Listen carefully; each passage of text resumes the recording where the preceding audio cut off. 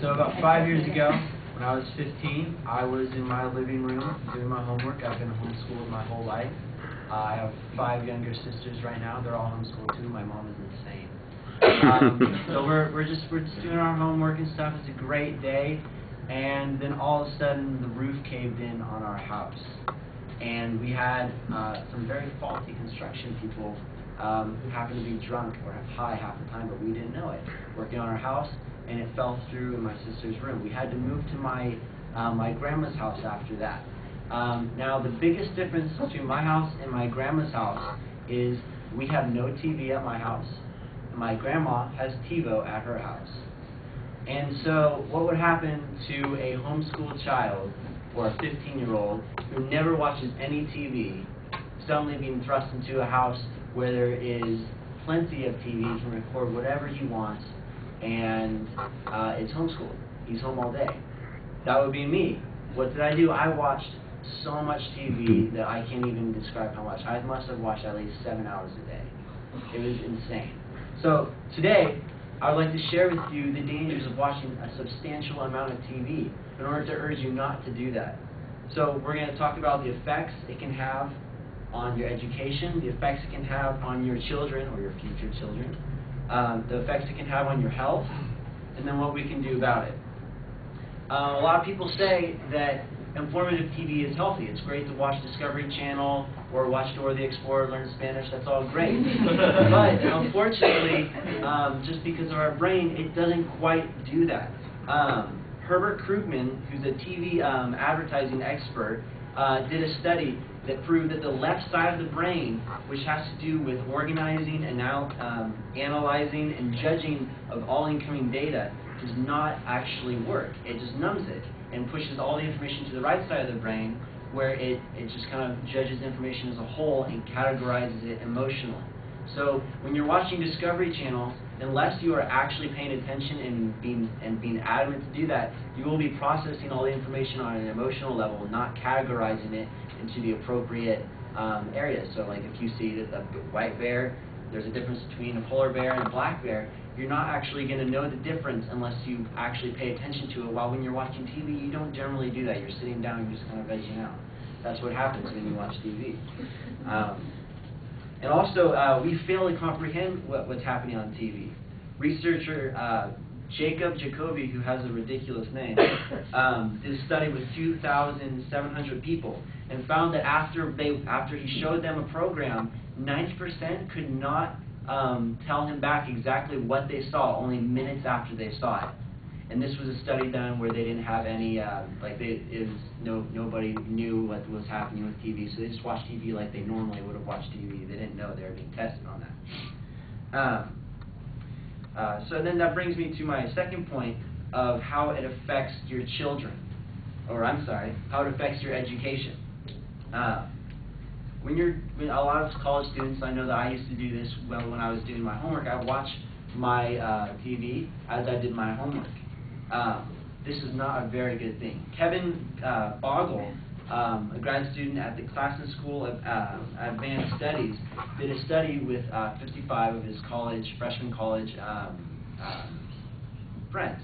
And so at the beginning of it, he had them all do all their homework with no TV for a whole month. And he found that they all were at a freshman in college reading level during that time. And that was for 1 month. And then the next month, he had them all do their homework while watching TV or with the TV on in the background. He found that they actually dropped 2 reading levels in grade. So they became a junior in high school, basically, after watching TV while doing their homework. So this brings us to my point about the effects it can have on your children. The children are our future. We want to keep them as fresh, keep them as lively, and just as educated as possible. Linda Pagani, a PhD professor of the School of Psychoeducation at the University of Montreal, did a study over 7 years with 1,300 or more kids, recording time use, or TV time use, and just how that correlates to their behavior in the classrooms and at home. She found that As the TV time increased, class engagement, math skills, and physical activity decreased. For every hour that a week that they watched TV, it went down more and more and more. And then they also found that the more that TV time watching increased, soda consumption increased, snack consumption increased, and body mass increased.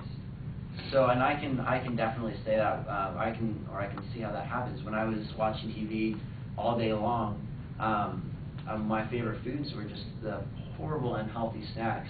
And I mean, I'm a little skinny right now, but I did have a little bit of weight then, if you can believe that. Professor Frank Yu, lead researcher at Harvard School of Public Health, did some research on how it affects your health.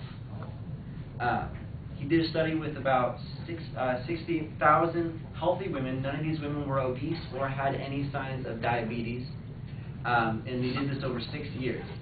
At the end of the 6 years, 3,700 became obese, and while 1,500 developed a case of type 2 diabetes. And he found that if you watch 3 or more hours, these women that watched 3 or more hours had a 40% chance increase of being overweight and a 30% chance increase in becoming diabetic. And that has to do also with snacking and just sitting for long periods of time in front of the television. And then when it increased to 5 hours, the women that watched 5 hours or more a week, it went to 50% chance of being obese and 70% chance of being diabetic. So, if TV can do these things to us, then we need to be careful of this. What can we do to do this? If we have our kids, we need to moderate what they can watch. I would urge you, for your future children, the children are our future, you should moderate how much TV they watch. If they're going to watch TV, make them do it as a social activity. Make them do it with their friends or with you so that you can talk about things. When you see something on TV, you generally comment about it. And so, of course, that's healthy TV watching. I'm not talking about just get together and watch TV, that's bad. No, I'm saying get together and watch TV, it's a great pastime. Just make sure that you're watching educational shows that practice watching TV and using both sides of your brain, putting information where it's supposed to be. So, with that, I'd like to leave you with the thought that maybe TV is not the best thing to do while trying to pass the time. Maybe do something to with your brain to encourage brain use. So, thank you.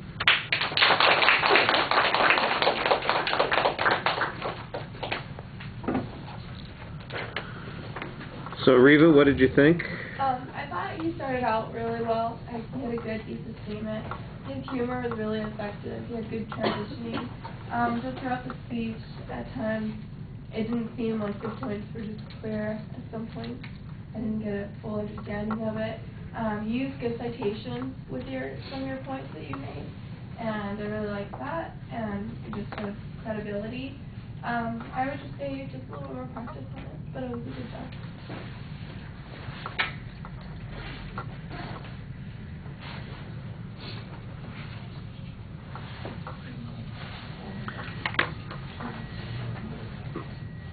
All right.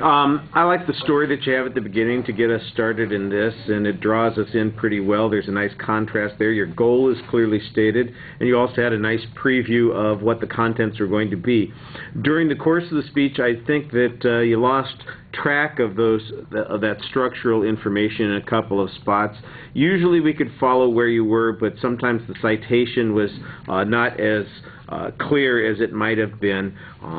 You did a nice job in introducing a lot of information, supporting information in your speech. You had good citations on most of the data. Maybe a couple of times we could use some references to the years that the data was produced, but other than that, I don't really have a lot of criticism of that. Once in a while, it seemed like you were quick to accept the conclusion of one study, maybe if there was additional information that supported that, or an example to go along with it. You often had personal examples, and that worked out really well. I like those. They also add to your credibility, build a little bit of ethos with the audience. The presentation part, I thought that you did a very good job at the beginning of the speech. You have good projection. You're very consistent in the way you're speaking. Your eye contact is consistent throughout the presentation. I thought you had lots of indicators, and you seemed animated while you were speaking. Maybe your solution at the end could have used a little bit more development, but that's a minor quibble. All right, thank you.